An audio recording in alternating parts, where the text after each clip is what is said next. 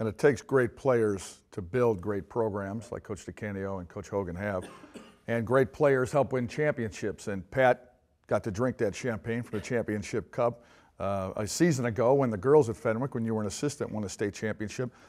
It's an obvious question, but I think it's one worth debating. What was the immediate impact of that? I would think people immediately assume now every great player in Chicago wants to come play for Fenwick. Well, that's maybe not every great player, but certainly a significant amount of them do. And I think that is just, winning begets winning, I think. And it may be trite. I think it's true.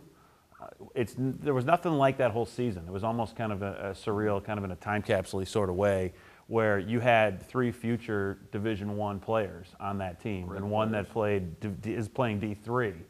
And it's scholarship places like Ohio State, University of Pennsylvania, an Ivy League school, and Notre Dame. I mean, that's a big draw. And if you're an 8th grade girl or you're a 7th grade girl and you haven't made up your mind and you want to play high school basketball, you're following this team, you like what you see, you like the whole beyond just the hoops itself, but the whole experience.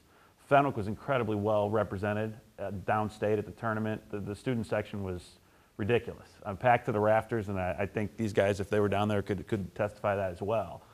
It's great. And all of a sudden, your camp size has that many more kids in the summer. And your head coach comes up to you and asks you, hey, let's keep an eye on these kids that weren't maybe in his view beforehand. So it's absolutely critical, I think, in terms of building a program. And the program's strong as well. Now, Coach DeCanio, you've built programs. I saw you build a dynamite program at Holy Cross, and now you're doing the same thing with great success at Fenwick. How difficult is it instilling that winning attitude? Well, you have to teach the kids how to compete first. Our goal at Fenwick and our goal at Holy Cross was, when we came in, and people said, well, you can't do it. Well, we're going to walk before we run. We're going to compete first. We're going to compete in 3 areas. We're going to compete in the classroom, we're going to compete on the field, and we're going to compete socially. I tell our guys every day, I go, you have to win the battle every day in the classroom. And you have to win the battle every day on the practice field, and you have to win the battle every day socially. And if you can compete at those levels, people are going to take notice. And you know what? Before you go to bed, I tell our guys also, look yourself in the mirror. Did you cheat yourself today? Seriously, ask yourself the question, did I cheat myself today? Did I take the shortcut today? Once we instill that idealism in our guys, 17, 16, 15-year-old kids are impressionable. And if they believe, and it's contagious, that they can do it, they're going to do it. We had 32 guys at Holy Cross. We went 11-0. We went to the second round of state playoffs. And we played teams like Fenwick and St. Rita. And you know what?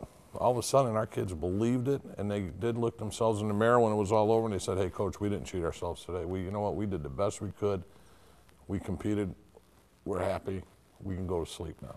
Well, those are life lessons and obviously ways to win a championship, and my championship panel has been terrific. Stay tuned. We'll have much more on MouthpieceSports.com's High School Roundtable when we return.